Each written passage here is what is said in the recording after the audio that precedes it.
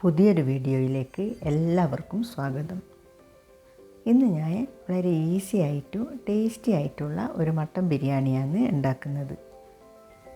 Mutton biryani ഉണ്ടാക്കാൻ വേണ്ടിയിട്ട് 3/4 kilo mutton നന്നായിട്ട് കഴുകി വൃത്തിയാക്കി എടുത്തു വെച്ചിട്ടുണ്ട്. ഇതിലേക്ക് 1/4 ടീസ്പൂൺ മഞ്ഞൾപ്പൊടിയും 1 ടീസ്പൂൺ കുരുമുളക് പൊടിയും 1 ടീസ്പൂൺ ഗരം മസാലയും ആവശ്യത്തിനുള്ള ഉപ്പും 3 ടേബിൾ സ്പൂൺ തൈരും ചേർത്തിട്ട് നന്നായിട്ടൊന്ന് മിക്സ് ചെയ്തിട്ട് കുറച്ച് സമയം അടച്ചു വെക്കാം. ബിരിയാണി മസാലയിലേക്ക് ചേർക്കാൻ വേണ്ടിയിട്ട് കുറച്ച് വെളുത്തുള്ളിയും ഇഞ്ചിയും പച്ചമുളകും എടുത്ത് വെച്ചിട്ടുണ്ട്. ഇതൊന്ന് മിക്സിയിലിട്ടിട്ട് ചതച്ചെടുത്തിട്ട് ഒരു പാത്രത്തിലേക്ക് മാറ്റി വെക്കാം. മട്ടൻ മസാല ഉണ്ടാക്കാൻ വേണ്ടിയിട്ട് ഒരു കുക്കർ അടുപ്പിൽ വെച്ചിട്ട് 2 ടേബിൾ സ്പൂൺ ഓയിലും 1/2 ടീസ്പൂൺ നെയ്യും കൂടി ചേർത്ത് കൊടുത്തിട്ട് ഇതിലേക്ക് 2 സവാള കട്ട് ചെയ്തതും കുറച്ച് ഉപ്പും കൂടി ചേർത്തിട്ട് നന്നായിട്ടൊന്ന് വഴറ്റിയെടുക്കണം. സവാള ഒന്ന് കളർ മാറി വരുന്നത് വരെ ഒന്ന് വഴറ്റിയെടുക്കണം. ഇതിലേക്ക് ചതച്ച് വെച്ച ഇഞ്ചിയും പച്ചമുളകും വെളുത്തുള്ളിയും കൂടി ചേർത്ത് കൊടുത്തിട്ട് അതിൻ്റെ പച്ചമണം മാറുന്നത് വരെ അതും ഒന്ന് വഴറ്റിയെടുക്കണം. ഇനി 2 തക്കാളി കൂടി ചേർത്തിട്ട് തക്കാളി ഒന്ന് വെന്ത് വരാൻ വേണ്ടിയിട്ട് കുറച്ച് സമയം അടച്ച് വെച്ചിട്ട് വേവിച്ചെടുക്കാം.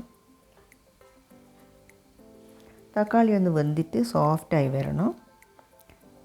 തുറന്നിട്ട് 1 ടീസ്പൂൺ ഗരം മസാലയും കുറച്ച് പുതിനയിലയും 1/4 കപ്പ് മല്ലിയിലയും 1/2 ടീസ്പൂൺ കുരുമുളക് പൊടിയും കൂടി ചേർത്തിട്ട് മസാല പുരട്ടി വെച്ച മട്ടൻ കൂടി ഇതിലേക്ക് ഇട്ട് കൊടുത്തിട്ട് ആ മട്ടൻ പുരട്ടി വെച്ച പാത്രത്തിൽ 1/4 കപ്പ് വെള്ളം ഒഴിച്ചിട്ട് അതും കൂടി ഇതിലേക്ക് ഒഴിച്ചിട്ട് നന്നായിട്ട് മിക്സ് ചെയ്തിട്ട് അടച്ച് വെച്ചിട്ട് 2-3 വിസിൽ വരുന്നത് വരെ വേവിച്ചെടുക്കണം. അതിനുശേഷം പ്രഷർ പോയാൽ തുറന്നിട്ട് ഇതിൽ 4 സവാള ഫ്രൈ ചെയ്ത് വെച്ചതിൽ കുറച്ച് മാത്രം ബാക്കി വെച്ചിട്ട് ബാക്കി ചേർത്ത് കൊടുത്തിട്ട് ഒന്ന് മിക്സ് ചെയ്തെടുക്കണം.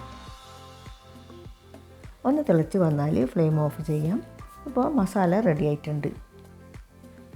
ഇനി ചോറുണ്ടാക്കാൻ വേണ്ടിയിട്ട് ഒരു പാത്രം അടുപ്പിൽ വെച്ചിട്ട് 2 ടേബിൾ സ്പൂണ് ഓയിൽ ഒഴിച്ച് 1 ടീസ്പൂൺ നെയ്യും കൂടി ചേർത്തിട്ട് അതൊന്ന് ചൂടായി വന്നപ്പോൾ സ്പൈസസ് ഇട്ട് കൊടുത്തിട്ടുണ്ട്. അതൊന്ന് മൂത്ത് വന്നാൽ കഴുകി വെള്ളം വാർത്ത് വെച്ച അരി ഇട്ട് കൊടുത്തിട്ട് നന്നായിട്ടൊന്ന് ഫ്രൈ ചെയ്തെടുക്കണം. ഞാൻ ജീരകശാല അരിയാണ് ഇതിലേക്ക് ഇട്ട് കൊടുത്തത്.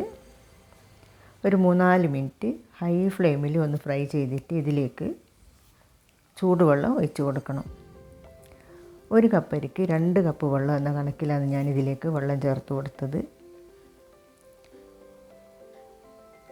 ആവശ്യത്തിന് ഉപ്പ് 1 ടീസ്പൂൺ നാരങ്ങ നീരും കൂടി ചേർത്തിട്ട് ഒന്ന് തിളച്ച് വന്നാൽ ഫ്ലെയിം കുറച്ച് വെച്ചിട്ട് അടച്ച് വെച്ചിട്ട് വെള്ളം വറ്റുന്നത് വരെ വേവിച്ചെടുക്കണം.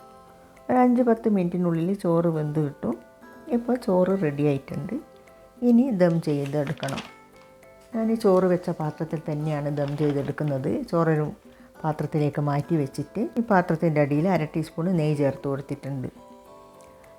മട്ടൻ മസാല മുഴുവനായിട്ട് ഈ പാത്രത്തിലേക്ക് ഇട്ട് കൊടുത്തിട്ട് മുകളിലായിട്ട് ചോറിട്ട് കൊടുക്കാം. അതൊന്ന് ലെവൽ ചെയ്തിട്ട് കുറച്ച് ചൂട് പാലിൽ മഞ്ഞൾപ്പൊടി ചേർത്തത് കുറച്ചായിട്ട് ചോറിൽ ചേർത്ത് കൊടുക്കാം. കുറച്ച് ബിരിയാണി മസാല കൂടി സ്പ്രെഡ് ചെയ്ത് കൊടുക്കുന്നുണ്ട്. പിന്നെ ഫ്രൈ ചെയ്ത് വെച്ച കാഷ്യൂ, റൈസിൻസ്, സവാള ഇതെല്ലാം ഇട്ട് കൊടുക്കാം. കുറച്ച് നെയ്യും മുകളിലായിട്ട് ചേർത്ത് കൊടുക്കാം.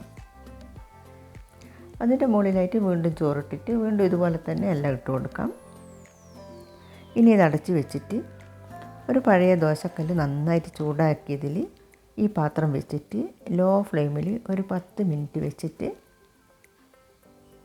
പിന്നെ ഫ്ലെയിം ഓഫ് ചെയ്തിട്ട് ഒരു 20 മിനിറ്റ് കഴിഞ്ഞതിന് ശേഷം തുറന്നിട്ട് സെർവ് ചെയ്യാം.